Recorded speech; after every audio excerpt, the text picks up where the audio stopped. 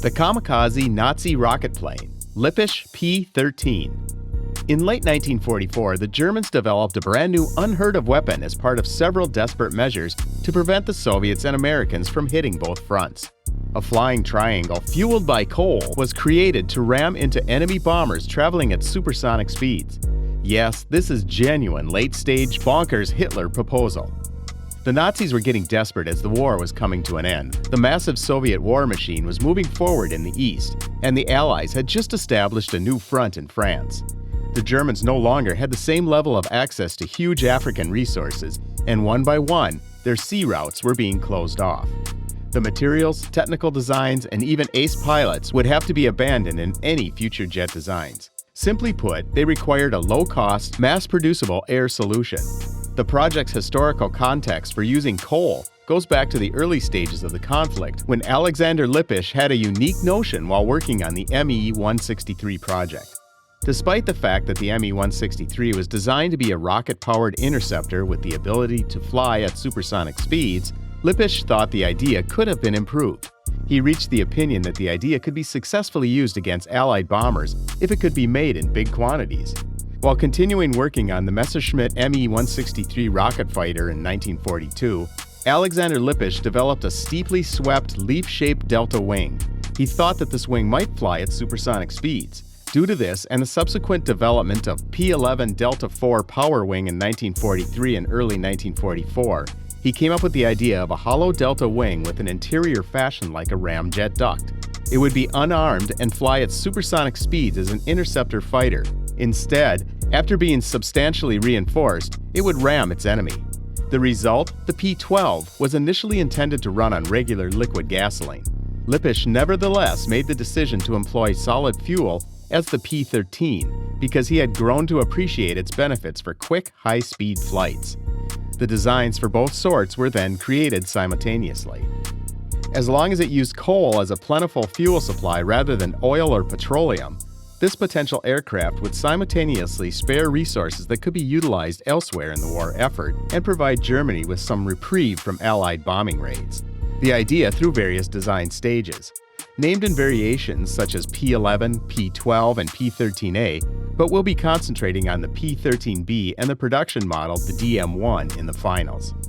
The P-12 comprised a wide range of studies and never had a definite definition. It was represented by a model that had a single tail fin, a raised cockpit canopy, and a delta flying wing with a large amount of sweep. The wings have tiny, downward-facing winglets or ears at the tips. When it comes to creating airplanes, the Nazis were quite bold.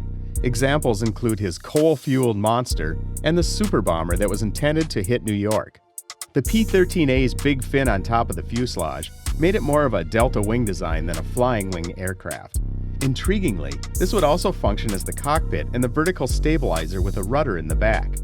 Due to the fact that a flying wing design does not include vertical control surfaces, there is a problem with the classification.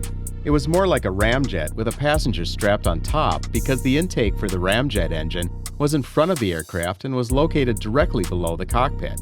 The P-13A would either be launched by the catapult, rocket boosters, or piggybacked by another aircraft to a specific altitude and speed because ramjet engines back then needed a starting speed to function.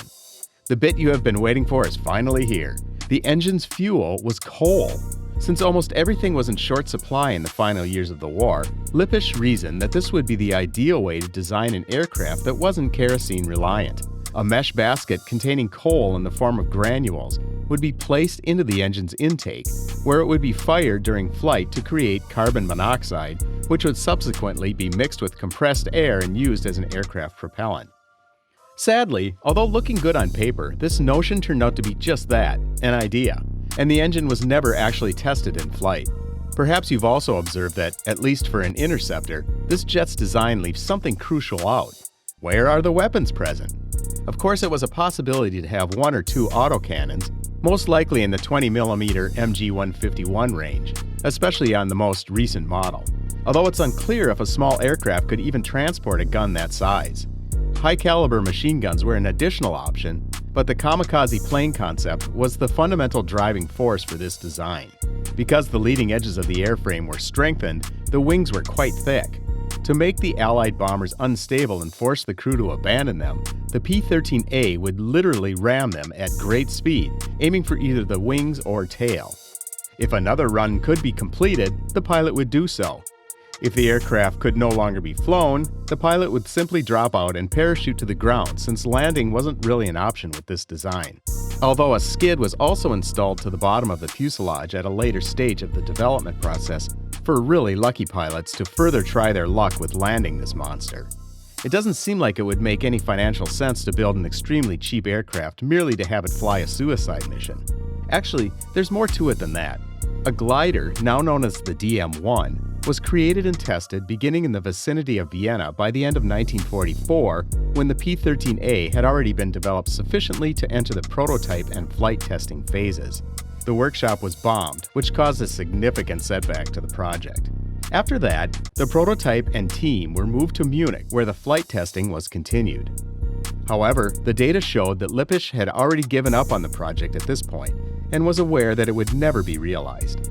Instead, he pulled a Schindler's List stunt and insisted on moving on with the project just to prevent his students and engineers from being conscripted into the feudal war.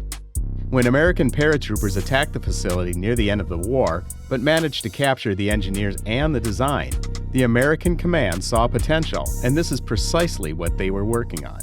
Both the DM-1 and Lippisch and his team were captured by the Allied troops, most notably the Americans. The plot thickens at this point because instead of scrapping Lippisch's initial plan, they finished the testing for the Allies, and he really began working for Convair after the war. In 1945, Convair began creating a brand new plane called the XF-92, and many people thought Lippisch was involved in the design and had an influence. But that's not really the case. On a delta wing design, the Americans conducted their own study before Powell presented it to the Germans. But having access to the Nazis' research undoubtedly sped up their progress. The US Air Force found great value in these design notes, which aided ongoing development.